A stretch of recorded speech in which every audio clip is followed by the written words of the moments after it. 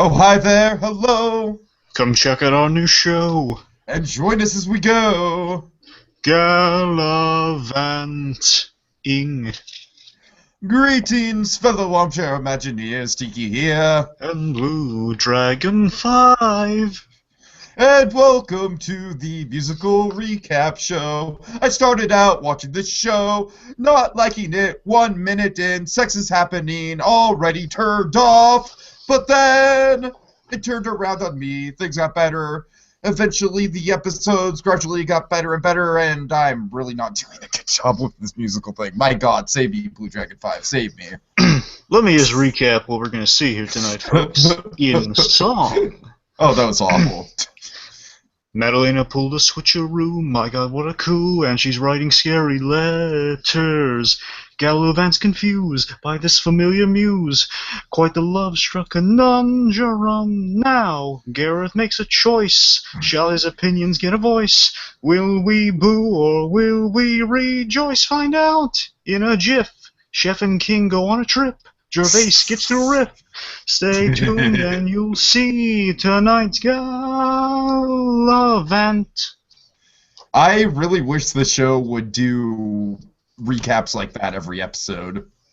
Well, they do. It's my crappy job of trying them. Wait, do they? Okay, the episodes I'm watching don't have them attached. Then that's a shame. Well, they've done it. I know they've done at least one way in the beginning. They've done one. They've done one. I don't know. I think they've done more than one, but the only one I can find is the first one. Well, that's because they've only done one. I'm pretty damn sure of it. I don't know. No. Are you sure? Okay, I gotta think about it, but okay, maybe just done one. I'm not sure. The thing is, I'm pretty sure it might have just been like a joke, but the grand thing of the scheme of things, like, all shows do need kind of recaps, and it's a really funny, entertaining way to do a recap, so why not do it? No, actually, I'm pretty sure we have a recap, because I remember watching this episode, the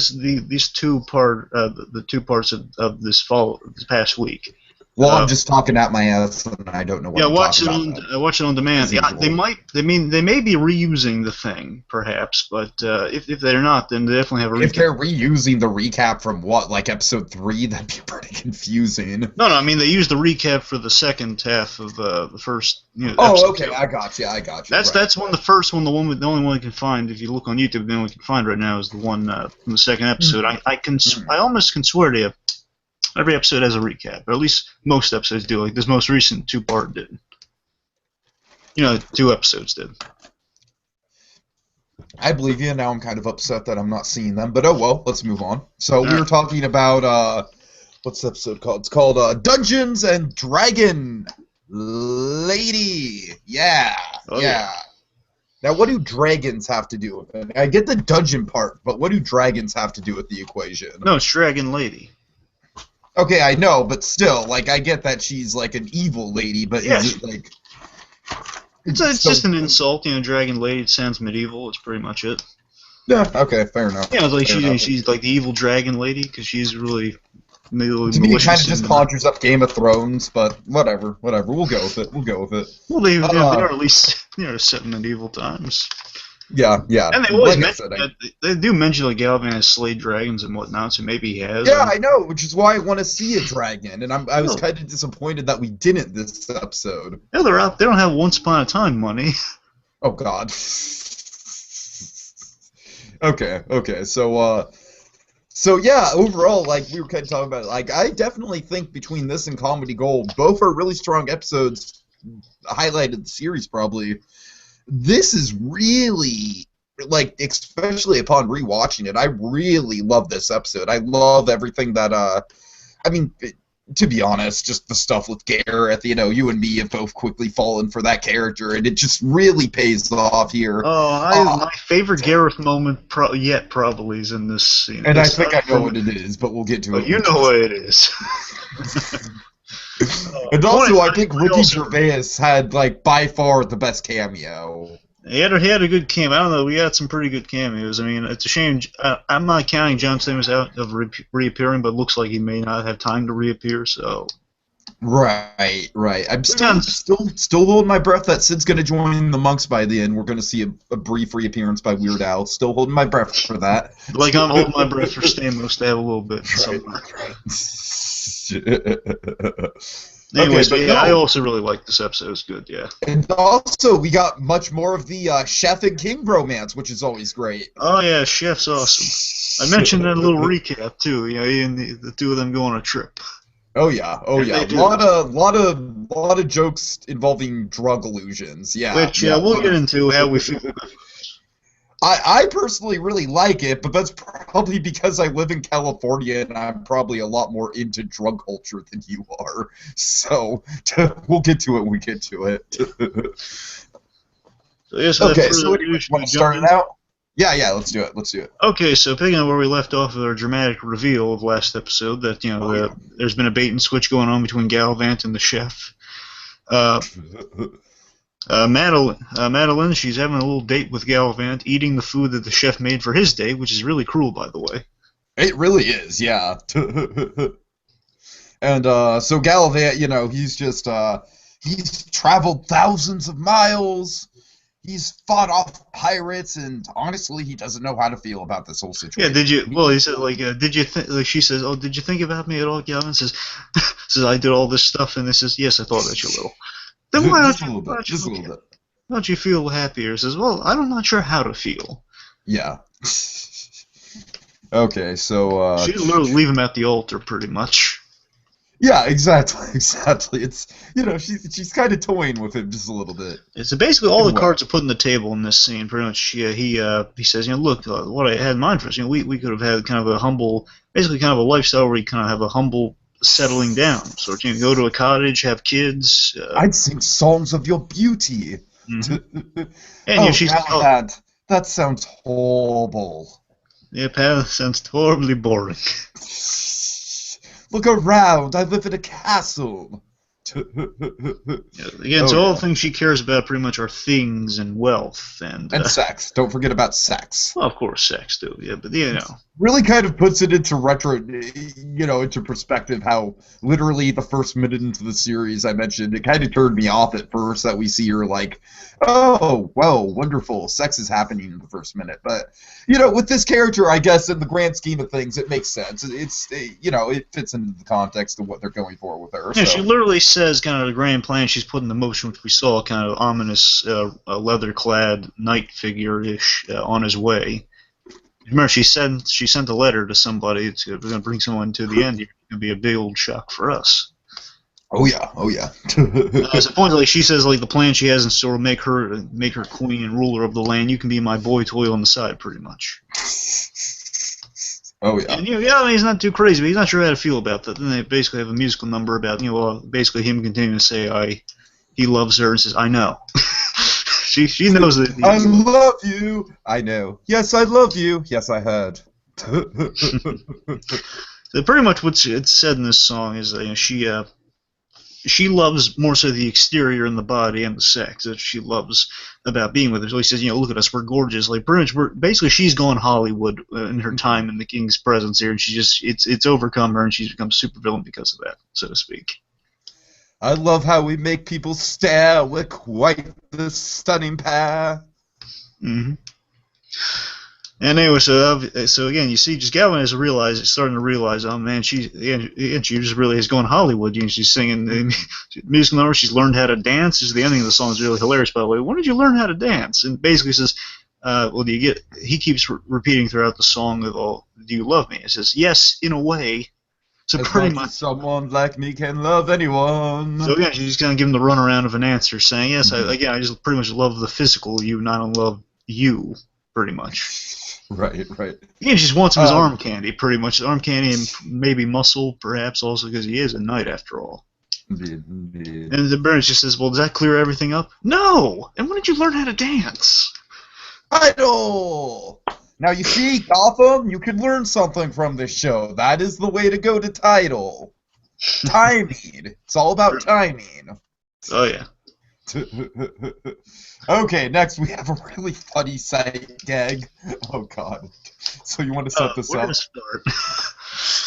Okay, first of all, the king is basically kind of having a crisis of conflict here. He's conflicted with this little crisis that's happening here with him and the queen are having kind of really falling out here because she tried to, just as he's monologuing to himself out loud with all the people around, saying, she tried to have me kill my favorite chef. Can you believe it, Gareth? Yes, and I just love that in the background we have like the three hangmen, and like two of them I believe have bags over their heads, and they're still just there at the rope just waiting because the three switches right in front of the king, so we know this is not going to end well. Three switches right in front of the king, and chef's on the end, he's looking petrified because what happens to the other guys as the king's kind of going through his crisis here, voicing it to Gareth, and as he's so frustrated, he accidentally hits a switch and it hangs one guy, and again, Chef is scared. Cue Wilhelm scream. Ah! And the chef's scared. Is scared still. Oh yeah. And honestly, I'm kind of scared for the chef. Yeah, it's me too. I was worried. Oh no, he's not gonna kill him accidentally, is he? Like, is this gonna be like a really dark joke? Yeah. That's the whole shtick of the king is that he accidentally kills people. Right. But he doesn't realize he kills people a lot of the time. It's by happenstance. Oh, yeah, you killed him. Wait, what? I did? Me and him were buddies. We hanged. Oh yeah. Anyway, and so now then he's really hanging, Gareth. How ironic. Again, the king just out of his frustration, he's accidentally hitting these switches, and it's making the tension on the chef's survival all the more greater. And anyway, I have to go, my king. My queen needs me. This is important. Your queen. Can you believe this? Your queen. All right, fine, go. Before that, there was a really important bit. Gareth basically asked Gareth for some advice, and I love this. Gareth offers some actual, really, it's hard to understand first viewing because he has a thick accent, and King calls him on that a little bit, but he says, he gives him some friendly advice, which, as I've deciphered, is you don't turn... basically he says you don't turn your head for the obvious stuff around you, pretty much. What he's saying is you're not observant to the things that are obvious right on your nose, is what he's saying, translated. And the king I don't understand what you're saying, which, to be fair, has like a lot of that. There's a little bit of the accent, plus he's making it sound a little flowery and kind of medieval. Shakespearean, I guess. Exactly, yeah. You don't turn your head to the obvious stuff around you, pretty much. And then he asks, Gareth, you like me? And then he gets called away. He says, oh, yes, go because the queen calls you. Oh, yeah, sure, go ahead.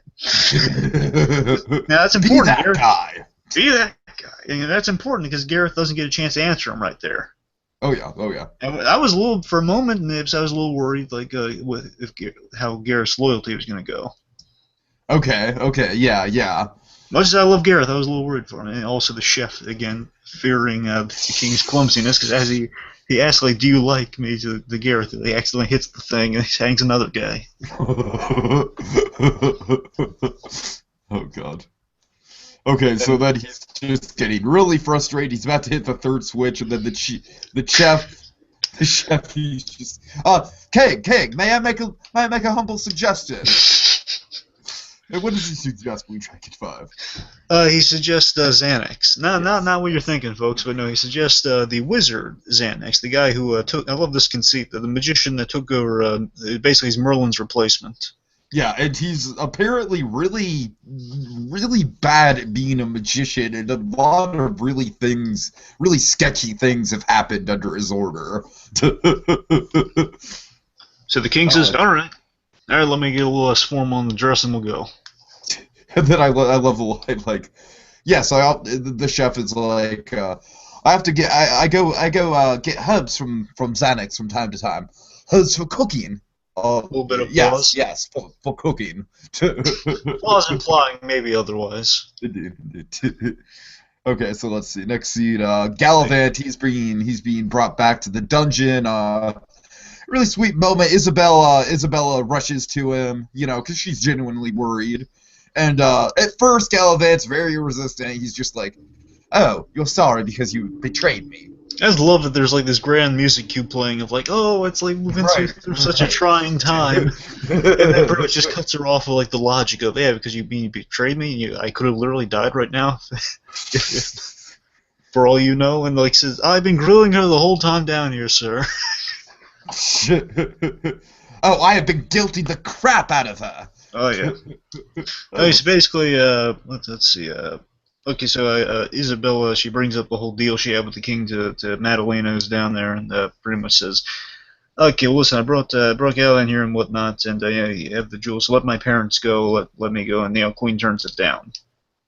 Mhm. And then basically she just literally repeats everything Isabella's saying back to her, and like saying, you're literally just repeating the opposite of what I'm saying. Am I Back to you. literally repeating everything you're saying? Then everyone is in the. Yeah, you kind of are. I notice it, yes. I love the little moment of like this point out, yes, you are. Okay. And basically, yeah, you're gonna stay down here. I'm gonna have you, Gareth, cut your pretty face because you tried to eat my Ooh, man. that's dark. That's freaking dark. Yeah, well, she did say cut her face, so. Yeah, I know, but still, like, cutting her face, that's kind of dark implications, you know? Like, True, I don't know. Yeah, because you tried to eat my man mutton. Oh, God. Plants a big old kiss on him. Yeah. Galavant the boy toy.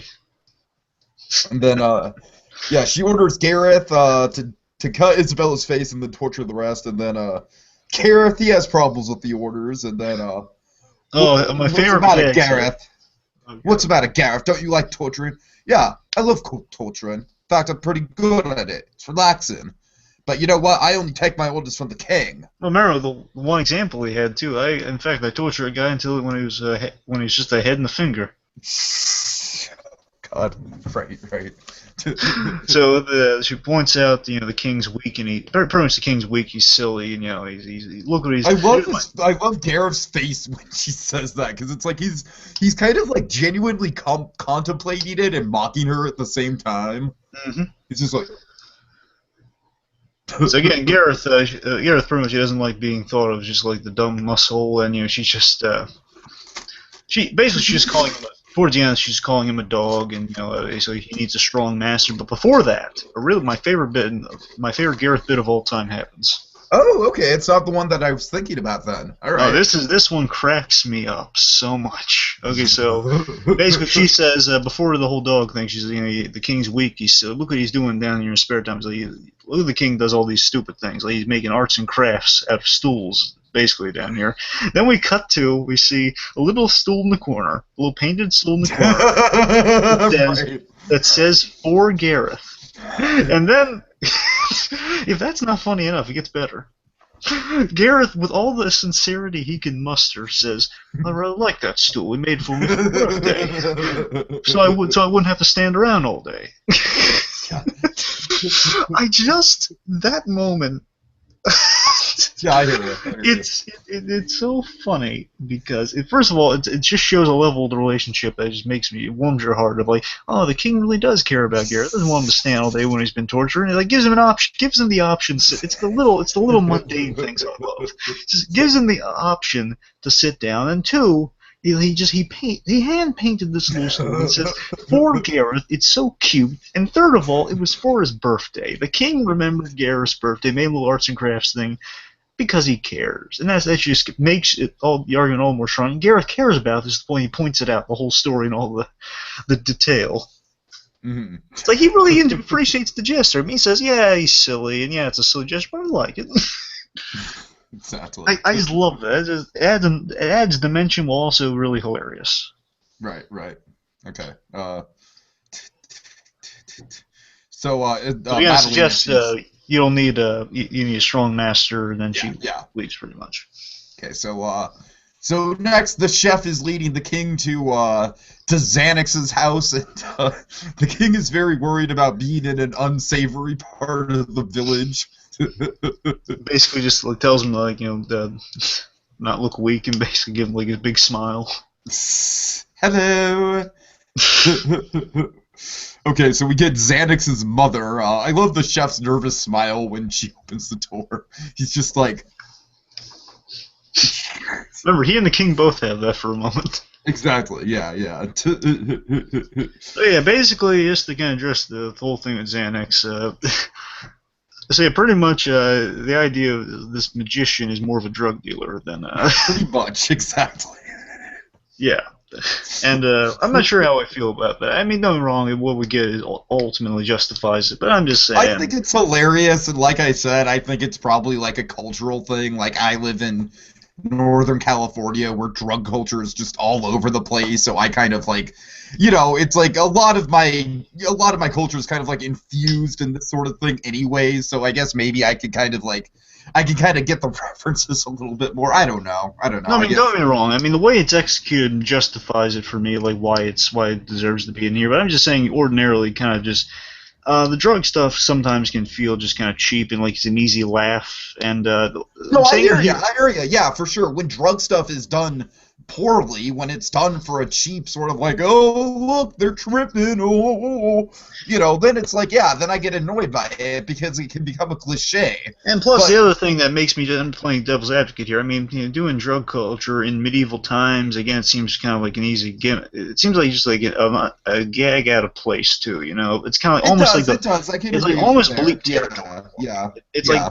it almost infringes on bleep territory. However, the way it's executed and how Ricky Gervais plays it off, I'll give it a pass. Oh, your Because face. I love more so the fact that with the drug dealing, they're addressing kind of the more subtle arts of the thing of like goes to like Exactly. Xanax's Exactly. house.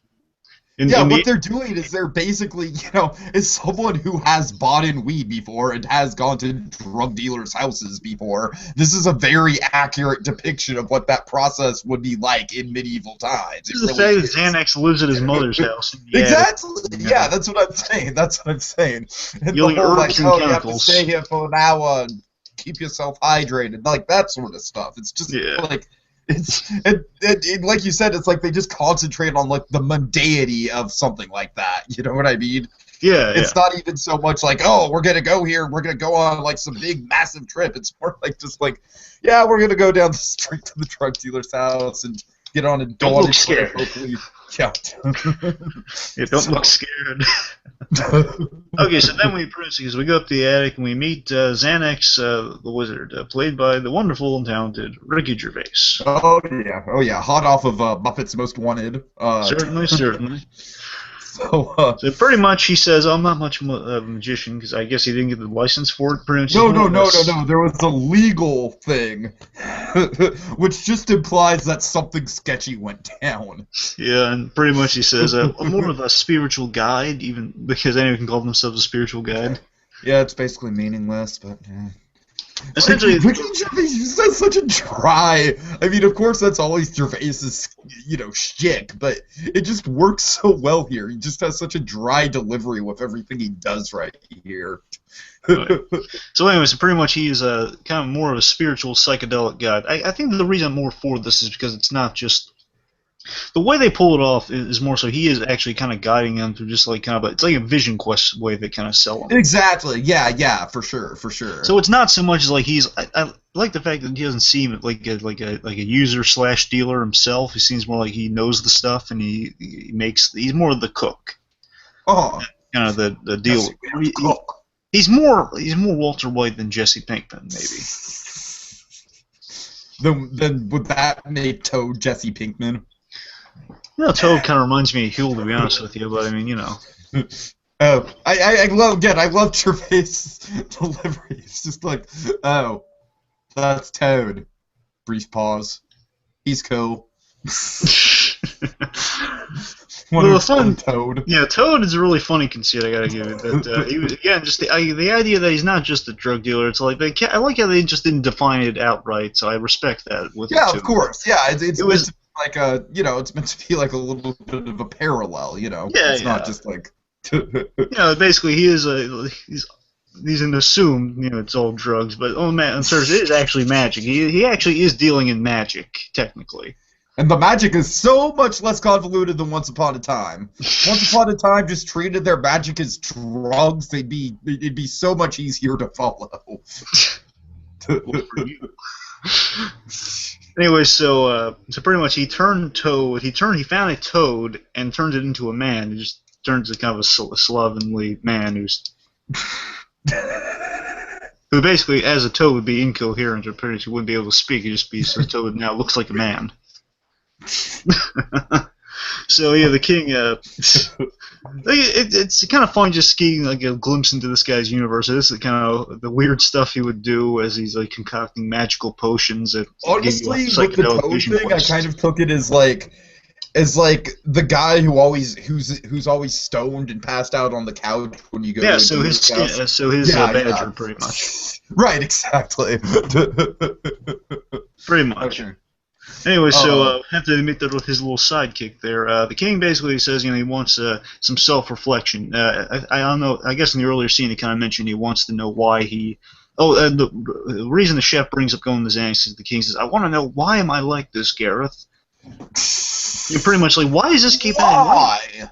Yeah, pretty much stuff like this always happens. Like, what am I doing wrong? Pretty much. And he's asking for some self-reflection, your self-realization. Can you help me out with that? Hmm. And he does.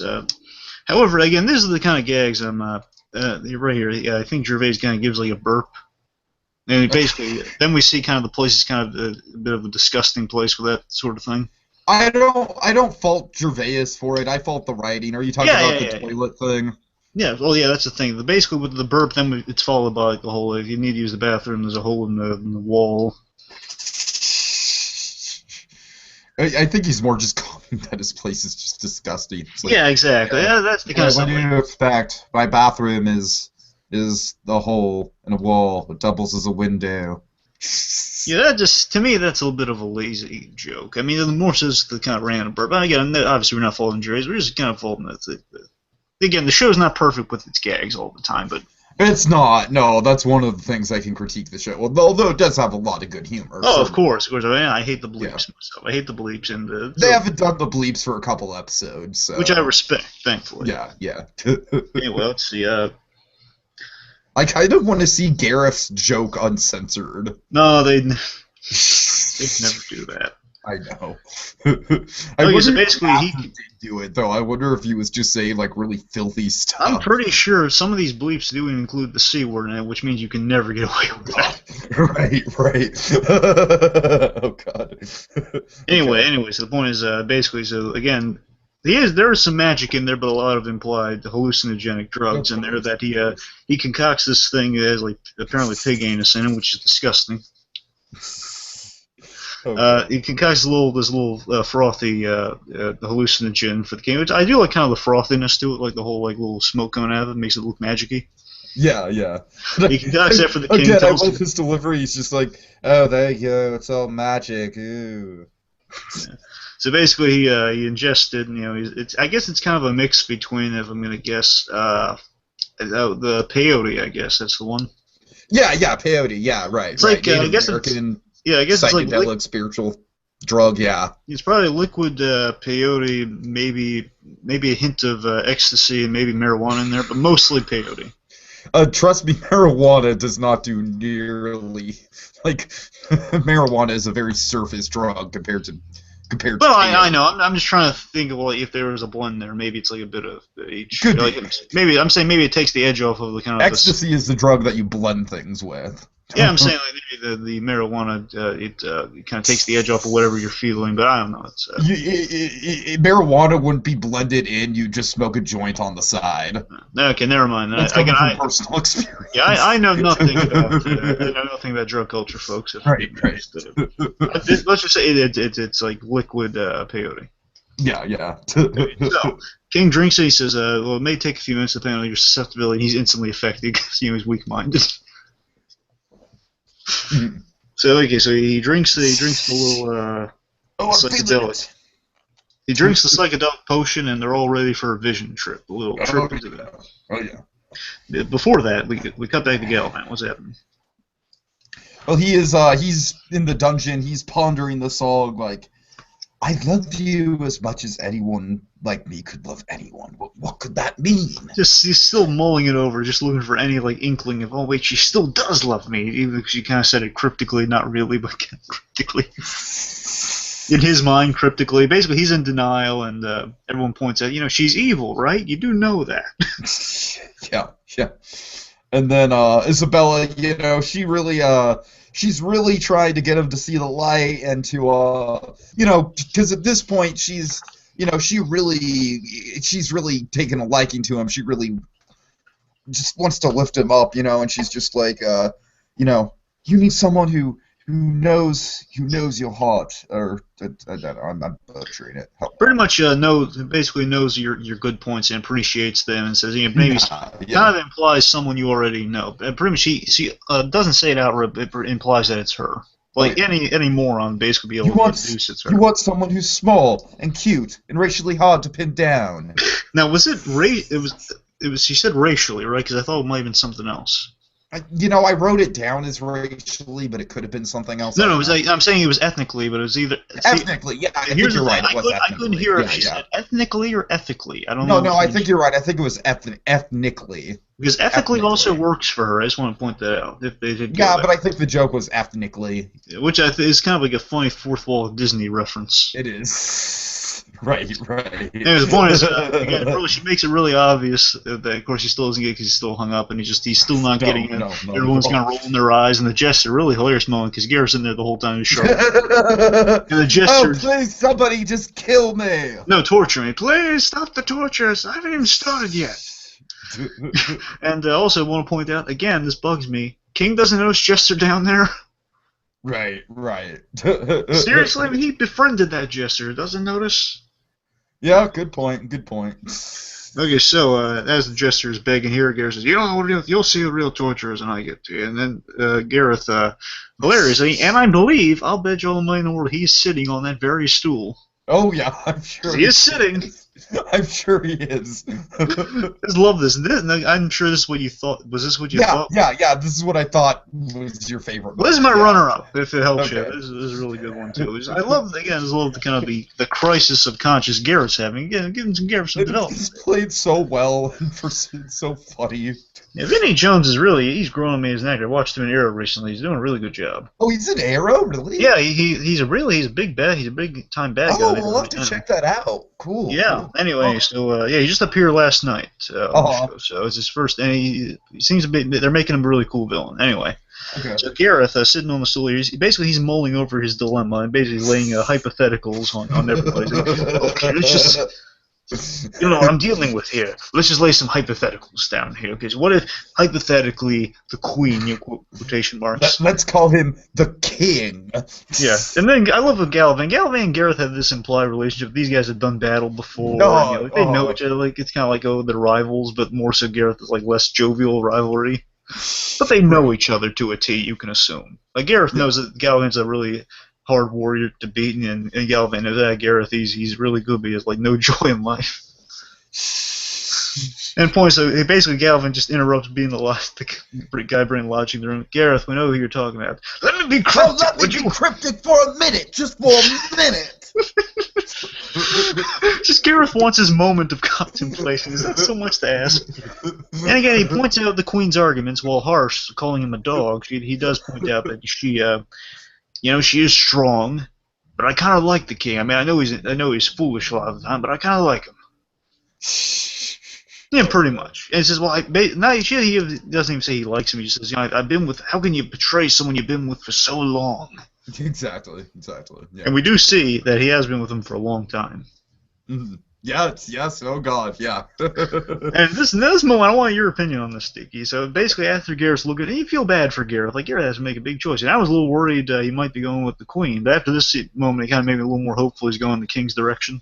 No, honestly, to me, I never really questioned it. I mean, I like, as soon as he stood up and he was like, I'm not torturing anyone. I like torturing. I'm rather good at it. But I do it for the king. Yeah. I thought his motives. Well, I mean, I only thought of it really just in the beginning when he's called away to go with the queen, and then the queen's bringing up the dog argument. That's making me think, she's making some valid points, and I hope that Gareth doesn't make the turn because we love Gareth. Oh. Anyway, so in that moment, you feel bad for Gareth, and he's making a really hard decision here. And the jester puts his hand on Gareth's shoulder, and he looks up at him. So do you think that is out of, A, the hilarious route of he looks up to him with compassion of, thanks, man, we just didn't see it? Or basically the idea maybe he either killed him or broke his hand off or something? No, I think he was compassion. I'm hoping for compassion too, but I don't know. He looked menacing, maybe menacing at him. I don't know. We'll see. So what's happening with our spirit quest here? Okay, so yeah, Ricky Gervais, he's like, "All right, welcome to your spirit quest." There's bottle, or does he say there's? He doesn't say there's bottles of water, just there's water, right? No, he says bottles of water. Oh, he specifically says I'm gonna bottles. assume he Okay, means canteens when he says bottles, yeah, yeah. perhaps. But There's bottles of water. Make sure to keep yourself hydrated. and no kissing. Wait, what? Well, it's known to happen. Just no kissing. I made it a blanket rule. Okay, and then the Kingdom Hearts store from Once Upon a Time makes a comeback appearance. Yeah. And then we get, like stylistically, musically, I freaking love this song. I think it looks great. Yeah. This song is in the style of what I like to call a rock opera. It is perhaps my all-time favorite form of music. Well, I respect love how trippy it is. It's maybe not exactly my taste, but it is. I love how trippy it is, though. Like, what they're doing here is they are very much paying homage to classic, like, The Who, Tommy, Quadrophenia, like Jesus Christ Superstar, that kind of stuff, you know what I mean? Where it's Superstar. where it's like they're making like really bombastic points and they're doing it like, yes, yes, yes, he must be the king. Who will be the king? Who will take his place? Basically, I defend Russell Crowe's performance in Les Miserables because I think he was just singing in a rock opera style, and I like rock opera style. So just. I don't know, but I think you're probably a little bit more reserved on it. Like I said, this is just the kind of music I kind of grew up with, so... Okay, so we go through the door, and pretty much we're now basically in the king's past through his mind. And we see like a whole big event from the king's past. The king and the chef go through the door, and they're basically at the coronation of not Coronation Day from another famous film, Bad Inheritance, but no, we're at the king's. Basically, the king has just died. The king has just died. Basically, it looks like his son's about to take the throne, and chef says, "Is that you?" No, that's my brother Kingsley. So where are you? Basically, he's over there, like in the crowd, he's trying to get through as that rock opera type song that's going on, I guess. And here's another thing, just not kind of throwing me. I don't like the fart joke. I know. I didn't like it either. I hate the fart joke, but also do you have to? Yeah. I mean, making him kind of a chubby kid, I'll give you that, but still, like, they give him like a blanket. They're making him a little overly pathetic. I guess so. Yeah. I mean, I just didn't like the fart joke. Yeah, I hate it. I mean, don't worry, I'll take the blanket and the fat kid over the fart joke any day. Yeah. Yeah, that was the one part of the scene that I definitely think fell flat. I'll definitely agree with you. It is very rare that I will give my thumbs up to a fart joke. Very, very rare. I mean, Family Guy knows how to do a fart. At least they used to know how to do a fart joke. Now, yeah. Anyways, let's see. So basically, we see Richard was the chubby kid trying to get through, and Kingsley basically he's a bloodthirsty punk to say the least. He just he says, "No, I don't want to be king. That's stupid. I want to go out. I want to conquer things. I want to." Okay, now BlueDragonFive, I think. Do you kind of get the sense that maybe Kingsley is a little bit of an anti-Galavant? Because think about it. He, his whole thing is that he wants to go out and explore the world and conquer and lay maidens. And that's kind of Galavant's whole deal, too. Well, no, I think I was going to bring it up. Thank you for starting me on that. I think King Richard is more. This proves that Richard's the anti-Galavant because he's the absolute opposite of Galavant. Okay, but what I'm trying to say by the anti-Galavant is Kingsley is basically kind of like the kind of cautionary tale, like what Galavant could have turned into. You know what I mean? Like, if Galavant was a little bit more selfish, I don't know, because I'm saying, their mission statements are very similar. Yeah. Okay. I don't know. Okay, whatever. So yeah, the throne's handed to Dickie. The chef gets a big kick out of that. And then what do we see? So again, we get the stupid fart joke. It's pretty much Dickie is revealed, and chef making fun named Dickie. Let's see. That's pretty much. So King Richard is given the throne after he just sorry, this gag really cracks me up. So the king is selected, and also is told that Gareth will be his guard, and we see a young kid who's perfectly cast because they cast the perfect. They made the kid look identical to Gareth. Looks adorable. We see this young kid. Yes, about 10 years old, but I'll do my best. Pretty much says you'll be Dickie's bodyguard. Says I'm only 10 years old, but okay. And they look so cute together. Oh god. That's a mini-series in itself. Let's see that happen. Galavant babies, yeah. I just picturing young Sid. Oh god. Young Sid. Basically, imagine like their kids on the playground battling over Isabella in the background or something. Oh dear. Anyway, I'm just like picturing like medieval Rugrats or something. Anyway. The point is, like, the songs, like, you know, kind of this rock opera songs going on, like, rejoicing and whatnot, and then the sword, they're about to present King Richard with his crowning moment of, you know, getting the sword, like, oh, and then just basically the brother, Kings just takes, you know, actually, I'm thinking we'll take this. He takes it, basically the whole thing is he wants to take things, he doesn't want to be given things. Oh, takes yeah, the sword exactly. from Dickie, shoves him, and he leaves. What a jerk. Yeah. Now this presents the question: what happened to so that Richard got control of the throne in the first place? All right, the father died. The father died. Yeah, but I know. But then how was the? But then wouldn't Kingsley be the king? Yeah, Kingsley rejected it. That's why he just got it on the spot there. He said no. Yeah, I know, and he got it on the spot. So then now that he's king now, then how does Richard eventually be king later? No. King, follow me on this, D. So, in the moment, just with the scene we just saw, Kingsley said no, he doesn't want. He wants to go explore the world. Yeah, and then he said, I know. Who else wants to be king? And then he later takes it. But I'm saying like an hour later, does he come back like, just kidding, guys? I just did it to humiliate Dickie here. No, he doesn't come. The idea is he never came back. Okay, now I'm just confused. What are you confused by exactly? Let's just go through one more time. Okay, I'm confused because he changes his mind. He wants the throne. He wants to be king. No, right? he doesn't change his. You know, he just wants the sword. He doesn't want the throne. He just wants the weapon of destruction. Like years later, then he wants it back. Years later. No, I got that. But what's wrong? I thought the sword was like the symbol of. Well, no. He just wants the physical weapon. He doesn't want the role. No, he just wants He takes the sword. Okay. That's all he wants. He wants like the thing. He doesn't want the role. I'm really misreading this situation. Oh, okay. I'm That's sorry. That's all he wants. I apologize.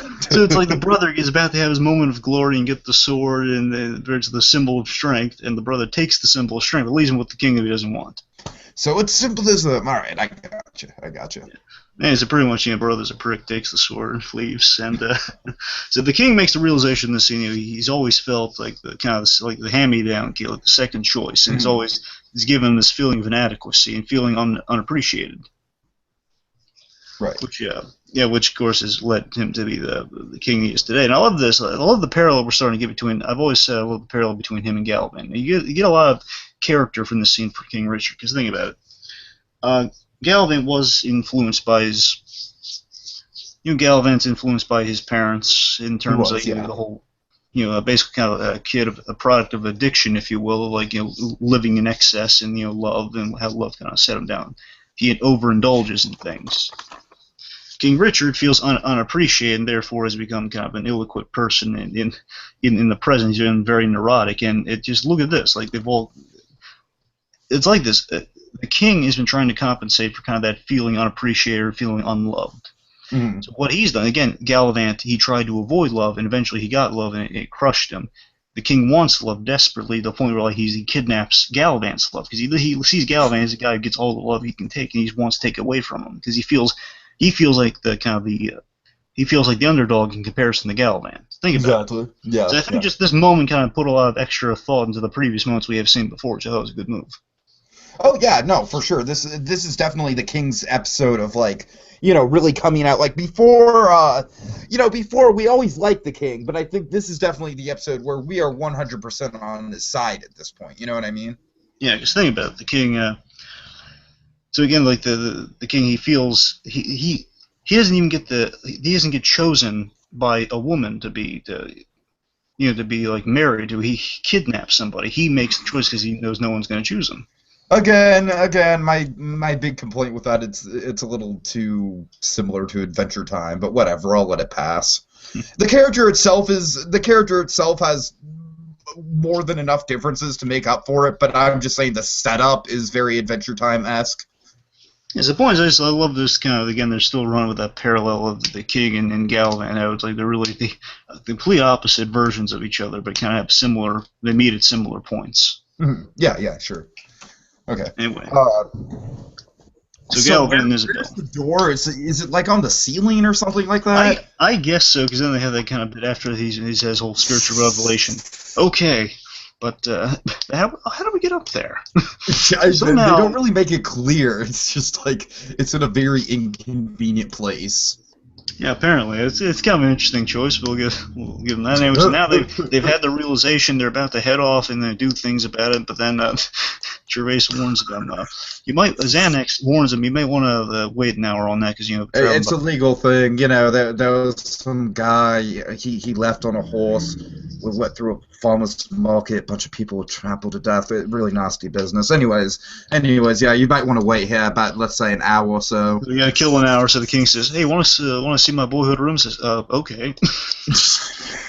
They go through the door and I guess they're just looking at the cool stuff in his room now. Yeah. Okay. So next we have Galavant and Isabella back in the dungeon. Isabella, she's feeling really bad about the whole situation once again. And she's just kind of laying out her guilt to him. And Galavant, he calls her out on babbling. Yeah, you know, Princess, I can tell you genuinely feel bad because the only time you do so is when you babble, when you stop babbling. Princess is a babble. And the whole dungeon gets a kick out of that. That is funny. Well, I do not babble. It's just I have a lot of things on my mind. And so what do you think about the whole kind of, or basically breaking the song, they kind of get back together? So how do you think of this whole love, this liar reveal ending? You know what? I think I'm gonna go ahead and give it a pass just because I feel like they kind of play with the tropes of the liar reveal thing. So for that reason, I'm kind of okay with that. I mean, if they do a season 2 and they do a similar thing to this, I'll be not cool with that. But for now, since they're just kind of playing with the trope of it, I'm kind of fine with it. I mean, when all is said and done. Oh yeah. Because they did do a lot of clever stuff. Especially with the how she's constantly trying to work in the lyrics that she's kind of leading them on, and they're not like, really funny. So essentially, it turned out to be entertaining. It did turn out to be like kind of a good parody of the whole trope itself. So yeah, I mean, it was a clever way of approaching it. I think they kept it as concise as they could, but still keeping it plot, but moved the plot forward when they did. Right. And here basically, I love how Gavin, he's not just being the stupid guy saying, "Oh, you lied to me, so I can never trust you." No, he realizes, you must really feel bad. You've apologized to me nonstop, and now you're babbling, which means I know you're absolutely genuineness. And then I love the moment. The big thing Gavin we do like, at least I like, is that he has these moments of like human vulnerability where he just says, "Yeah, I realize. Yeah, she." He kind of comes to the realization now she really must not have liked me. Mm-hmm. Oh yeah, you're right. She probably didn't like me. Anyway, so then they kind of get into this song, and in the song it's kind of like love is strange. It's blind. Strange. Yeah. Love can be strange. Love can be blinding, and it can misdirect you. What do you think about the whole, like, it's embarrassingly gassy and it leaves its dirty underwear and piles around the place? Huh? That's really fine. Thrilled. Really? Okay. Yeah, it's funny because I really don't like the gassy line in Frozen too. Like, I really don't like that. No, that's fine. No, England from WDW Magic also really hates that line. So I'm kind of like, I feel like it's very much like kind of trying to go for that sort of line. I'm not thrilled about it. Well, I mean, with the physical, in Frozen, it's like a physical action of like a heartburn gassy. It's not like. No, I get it, but it's still just like it's like even a vague allusion to flatulence is just not gonna win me over at all. Anyway, we had actually seen like the dirty underwear in the show before, so I mean. Yeah, fair enough.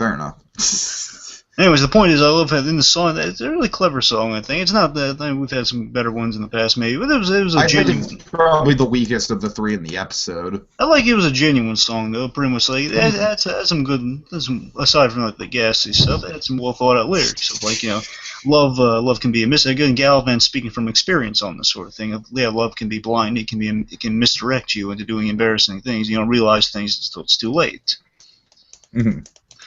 And basically, they also kind of realize in the song they're falling for each other. And this is funny. I love how they called this out. That in the song, it's getting impassioned, kind of stylistic choice. They open the cells, and throughout the song from that point forward, I was saying to myself, "Oh my God, the cell doors open. They got to call that out." Right, exactly. You know what I kind of wish? I kind of wish that they would have included some reactions from the other people that were in the dungeon. That would have been funny. Anyway, so pretty much, cell doors open, they get impassioned. I think it's just kind of, towards the end, it definitely gets really sweet. It's a genuine song, to say the least. We can buy the love connections being made here, right? I mean, it has been seeded. It's a fine song, for sure. It's just, I think, the least memorable out of the three. And I think this episode probably has among the best songs, so. There's a really good line, I think, in good reference to Galavant, where basically, I think there's a lyric in the song of, like, you push away and you come back. You try to push away from love, but it comes back stronger. You keep pushing it away and you fall in head first. Yeah, something like that. Yeah. And the point is, I think it really just sums up their relationship too, because they try to fight it. Especially Galavant tries to fight love, and it comes back and it fights him.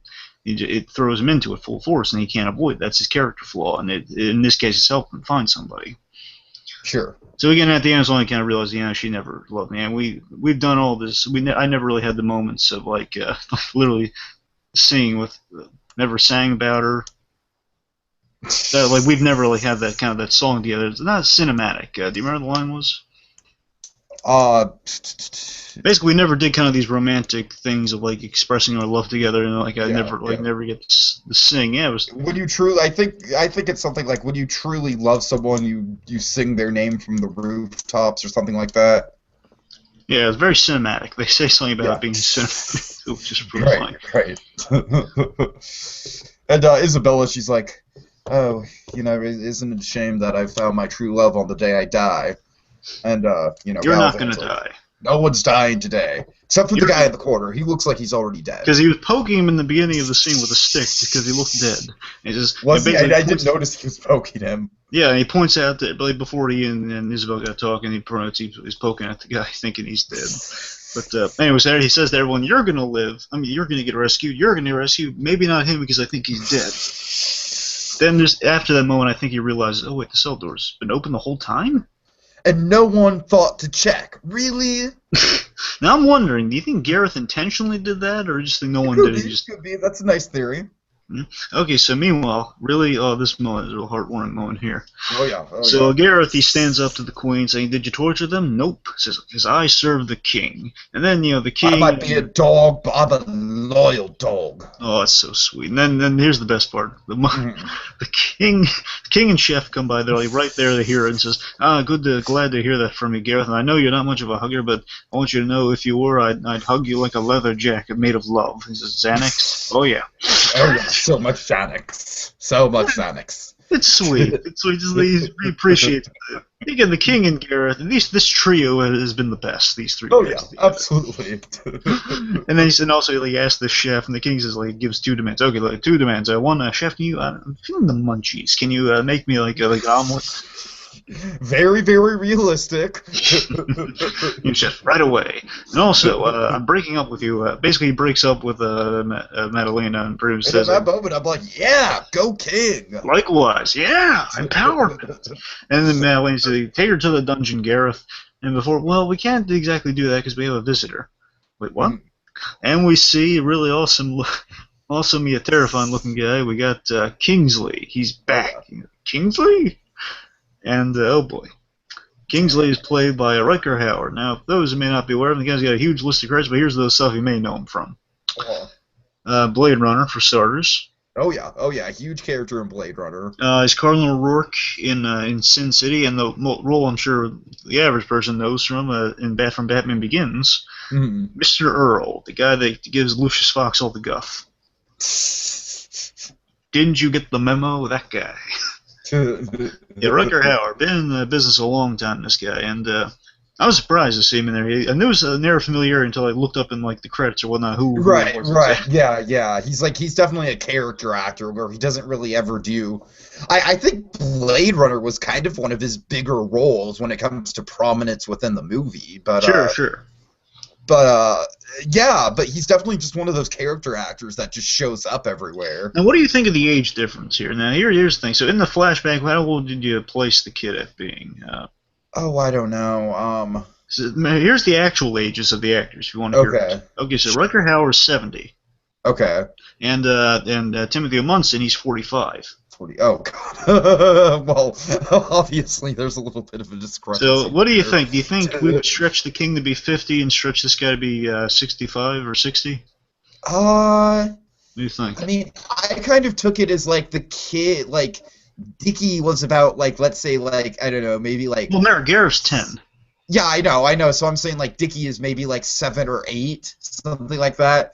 And then I kind of took the kid to be no older than like, let's say 16. So, I mean, I could buy it, man. I don't really care what the actor's actual age, because really all it has to come down to is the makeup. I definitely think the beard that they gave Richard makes him look a lot older. So, I think it's fine. Yeah, I'm playing devil's advocate here. It doesn't bother me. I just thought I'd address it in the room, because there's an age difference. Yeah. And they addressed somewhat of an age difference in the flashback, so I thought it might. I don't know if it's going to factor in the story or not, that he's way older. Yeah. Anyway, so the point, Kingsley's back. King's really put off as, oh my God, Kingsley, and then Prim says, I've come here for your life, and obviously King's really startled for a second. No, more so your lifestyle. Basically, he's decided now that he wants the lifestyle of the royal family and whatnot. He wants it now because he's done all his pillaging and going around getting power, bloodthirsty. He's done it already. Now he wants the place to settle down, which Madeline has invited him to. And then he just rips off just a big patch of the king's beard. Says, if you get in my way, basically, if you get in my way, you'll die too, Dickie. Basically, if you get in my way, then I will take your life, Dickie. Ow. Oh man. All right. And that is our big cliffhanger going into the last 2 episodes. Oh yeah. So yeah, like I said, overall, I definitely think this is. I really do think this series, like every week, it's kind of improved upon itself, and I'm really impressed with it in that regard. Yeah, the first 2 episodes I wasn't really thrilled with. I was kind of like, all right, let's see where it goes. The second 2, I was like, okay, I'm on board for this. This is good. And then these 2, it really gets to the point where it's like, all right, now I'm definitely like really anticipating the finale. I can't wait to see what they do. They really built a good momentum with this thing. Oh yeah. So, do you want to do like just a little bit of speculation about what to expect with the last 2 episodes? Sure. Oh boy. You go first. I don't have much, but I do have one question. Sure. So apparently episode 8 is called "It's All in the Executions." No, it's 8. Oh, yeah, 7 and 8. Yes, you're sorry. 7 is called "My Cousin Izzy." Do we know anything about who Izzy could be? My cousin Izzy. Yeah. Well, I'm gonna guess that maybe it's the king's relative. Yeah, that's what I'm guessing, right? Oh, okay. Well, a bit of speculation here. I'm just speculating that the king and Galavant are going to join forces to take down this guy. Definitely think that's good. That's what's going to happen. Yeah. Maybe we'll get an awesome. I'm just expecting big thing. Just where our cliffhanger leads. I mean, obviously Gareth has to lose against this guy, so this guy's going to be a big, heavy hitter. Otherwise, how would Gareth lose? Unless this guy's really tough. So I'm guessing we're going to hopefully get kind of an awesome battle between Gareth, Galavant, working together against the kings. Maybe the king tries to help, but he just. I think the king ultimately should help out in some way, like he distracts him or something. Yeah, like, yeah. yeah. And also, I want to get the chef like a happy ending within our last 2 episodes there. So, Of course. Get him his date. Do we want Madalena to die or just be lonely? I don't know. That's a good question. You know what? Honestly, I kind of think it'd be funny if they kind of did something with the whole, like, the villain falls off of a cliff trope in some way. I don't know what, but that's just a big trope that the show could play with. I don't know, and let's see, again, I just have to bring it up since they did hint that Sid wants to join the monks. Come on, bring Weird Al back in there. Come on, bring him back in. I would like there to be kind of a bit towards the end of, like... Please! I'm sorry. I do want to kind of see a bit where, like, after everything's said and done, again, I would say it's probably not in the cards that we're going to get more of this, but anything's possible, I guess. But if they're going to like give it kind of like a final ending, it would obviously I don't want the king to die. Obviously. Oh no! Oh God! No. So God, what I'm kind of hoping is like he and Galvin kind of really, you saved my life. You know, you stopped me against my jerk of a brother. So basically, look, just leave Valencia. We'll call it even. What do you say? Okay. All right, but just give me a season pass to Magic Mountain and we'll call it a day. Had to work it in somehow. Anyways, yeah, there's let's see, what's that? What do you think of Kingsley? Do you think Kingsley's gonna bite it, or do you think he's just gonna go away?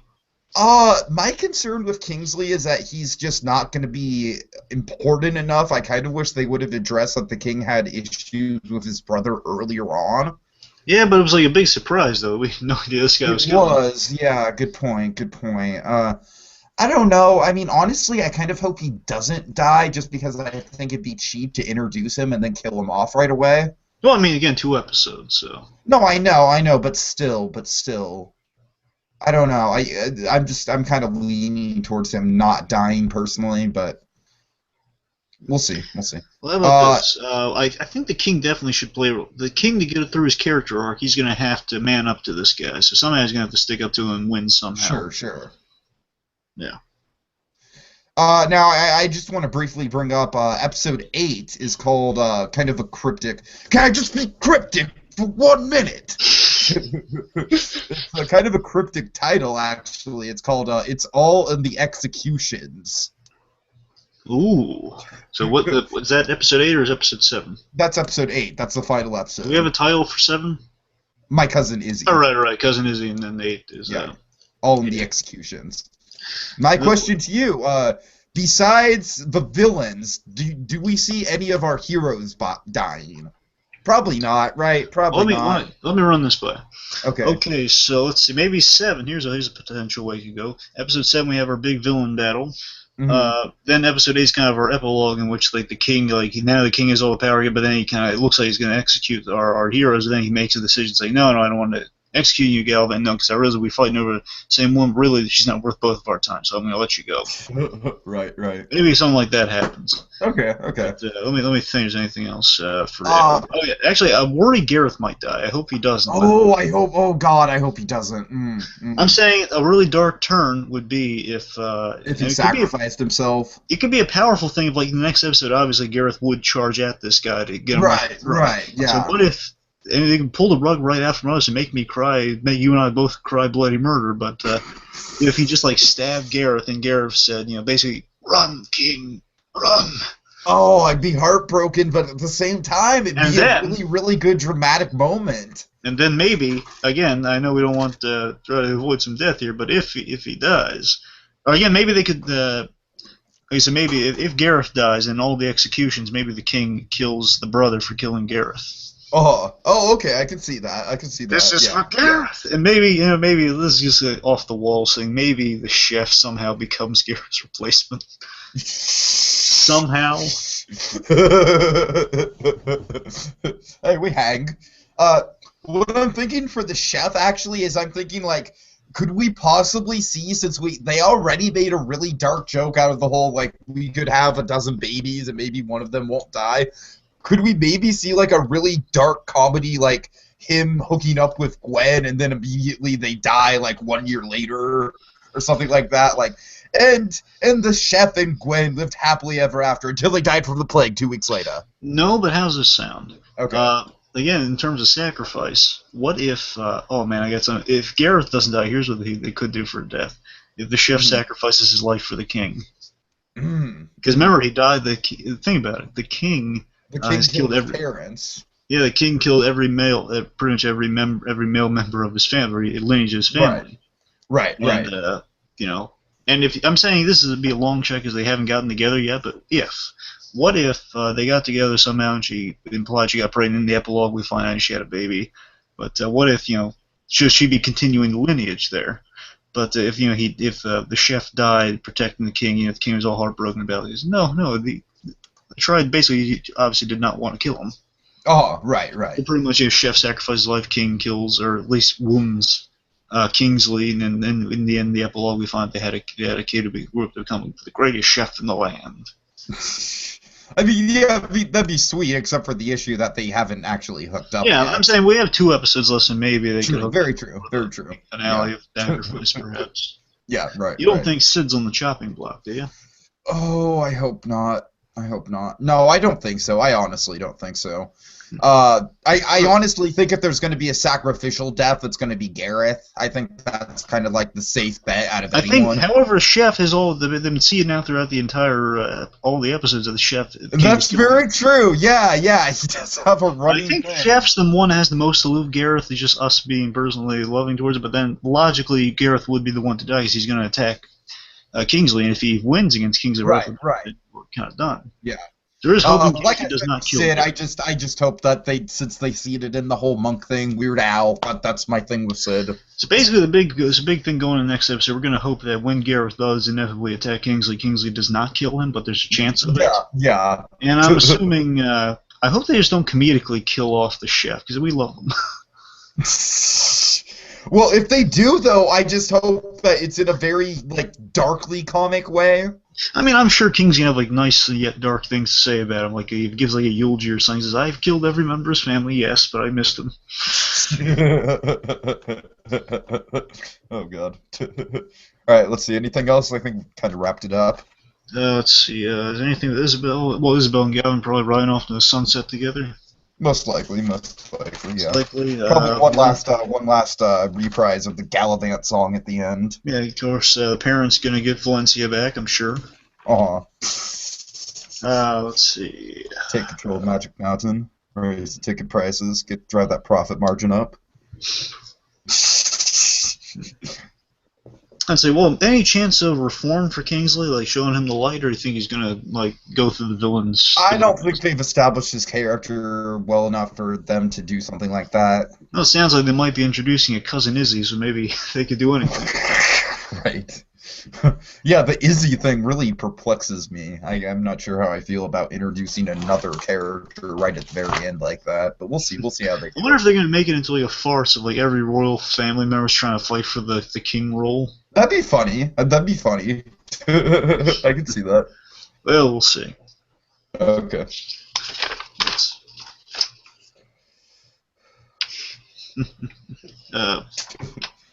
So, anything else to add, real quick? Anything? No, I'm good. Can't wait for the finale. Like I said, this show really did a good job of from me really approaching it from a distance, being like, okay, Weird Al's in it. I guess I'll give it a chance. To all right, Weird Al kind of got cheapened in the screen time, but screw it, they've done such a good job. I can't wait to see what happens. So yeah, like I said, the show really just has a steady climb in quality throughout the episodes. Sure. And that's it. Sure. Do me a favor, vamp for a while, would you? I gotta deal with something real quick right here. Okay. Vamp only more hope for the last 2 episodes. How you thought of it? All right. Well, yeah. Like I said, I just think the overall the show just has a really good. It's just charming, and I don't know. I kind of hope. I think if they go for a second season, which I'm not sure if that'll happen or not, because this show's kind of been getting. I don't think it's been getting the best ratings, just because I really honestly don't think this show is marketed that well. But they do go for a second season, I would like to see it, because I do think the show has a lot of potential to be built upon what they've been doing. I think that, especially for something like ABC and, like Frozen's really popular right now, of course, I really feel like these 8 episodes that they're doing, or at least the 6 that we've seen so far, really set a good template. So, yeah. Oh yeah, so looking forward to the next 2 again. So next episode is Cousin Izzy. That's okay. Well, folks, we're getting to the final stretch here, so I guess that's put in song. Now that's as far we go. So join us on next show as we review and go. Galavant